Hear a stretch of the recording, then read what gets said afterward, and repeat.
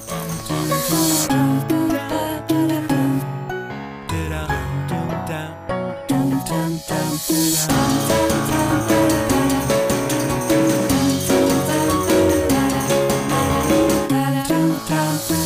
ne savais pas ce qu'était une scope, puisqu'en plus à l'école on ne l'apprend pas. Moi j'ai eu la chance de jamais travailler autrement qu'en scope pratiquement.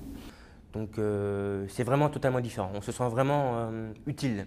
Je trouve ça intéressant qu'on puisse être actionnaire de son entreprise, qu'on puisse avoir des décisions par rapport à l'entreprise. Je trouve pour un premier emploi, pour un premier vrai travail, je trouve que c'est plutôt bien. Moi, je trouve ça génial, mais en même temps, le sas d'accoutumance, le sas d'intégration est très difficile. La scope, ça ne veut pas dire juste une bande de copains qui va se lancer à quelque chose. Il faut de la rigueur, de l'organisation et beaucoup de cœur. Donc l'important dans une coopérative, c'est de créer la confiance.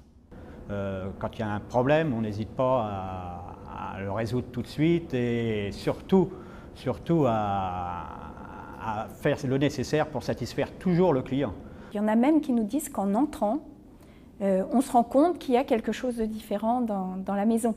Bon, on a l'impression que on respire un petit peu notre statut. S'il faut venir travailler, on va le dire, le samedi après-midi pour pouvoir satisfaire le client qu'on devait livrer le lundi matin, on le fait. Et ça c'est important parce qu'il y a une motivation de tout le monde. On travaille tous pour le même projet, donc en fin d'année, si l'entreprise a bien fonctionné, on peut y récupérer la participation et des dividendes.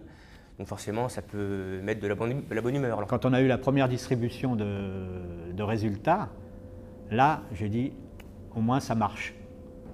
C'est notre société, les bâtiments sont à nous, les machines sont à nous, tout est à nous. Oh, la seule chose vraiment indispensable, c'est de ne pas être individualiste.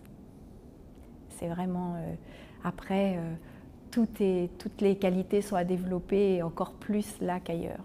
L'humain avant la finance. Quand on le met en application, on constate que c'est vrai et que si on développe l'humain, la finance suit et que le contraire n'est pas vrai. Donc les gens ont un potentiel illimité.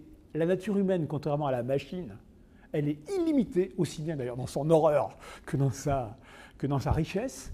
Et quand vous avez commencé à trouver quelques clés pour actionner, si vous voulez, la production de cette richesse, c'est sans limite. Da da da da da.